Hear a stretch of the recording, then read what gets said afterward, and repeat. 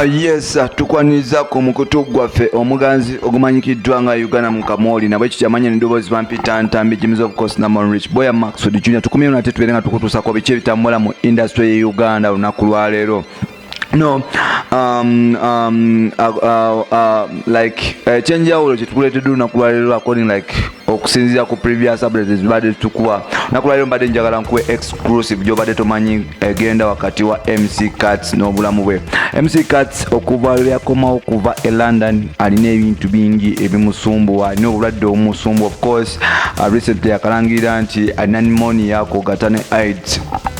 So nolwekyo MC Cats yalina show abantu ne balowooza nti oba show driving okutuuka ku kino ekintu kyonna nti ayagala kupushinga show ye n'ebisigaddewo, naye nga munnange twagenze okukinonyezaako tukyakola research tumanye embeera ya MC Cats entuufu wawayimiridde era buzibu ki bwasanga nga ye omuntu. Twakitegeddeko nti MC Cats kuba lyava ku makerenda like 1 year back newaana ebiseera byalwaniddemu nefi yafuna obuzibu bwamaanyi, yafuna psychological torture n'abanga nti afunamu obuzibu mentale obusagala kumuyita mulalo, naye nga abasinga bagamba nti yagwako n'eddalu era nga ffena tukimanyi nti abadde mu lwabba e London. Naye nga bwe yakomyewo e Uganda, bwe yava e London bw'atyo n'akomawo e Uganda, bintu bingi ebigenda bisatulatinga mu mawulire era tulaba nti MC Cats takola na ku TV gyakolako bagiyita NBS television. Akyereza okuba nti MC Cats ensonga ezimu ezimuganya okuba nti akomawo ku TV because nti bamugoba ku TV, but amawulire ge twafunye ne research gye twakoze kigambye okuba nti MC Cats alina amabwa gava wano mu bulago gakka wansi gajja nga geetooloola gakka wansi, era nga bwe twaweregeddeko n'abasawo abajjanjaba MC Cats, abasawo batugambye nti MC Cats yeetaaga obuyambi bw'amaanyi era yeetaaga medical attention is serious. Doctor atugambye ajjanjaba MC Cats n'atugamba nti MC Cats yeetaaga amakerenda nga ne empiso, naye byonna biri expensive nti whereby treatment ye week costinga million nnyo eza wano.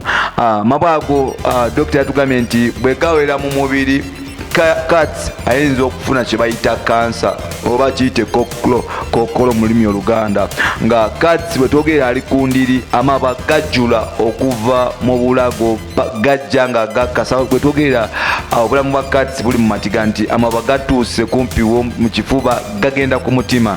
So mwababeereyo ne mulaba nti MC Cats nga mubuza Cats wa wonna waali, MC Cats alina ebirwadde bingi ebimusumbuwa era MC Cats yeetaaga nsala yaabwe. Twogerera MC Cats ali kuba yeetaaga medical attention nga yabweru, naye nga sente teziriiwo. It's what I think.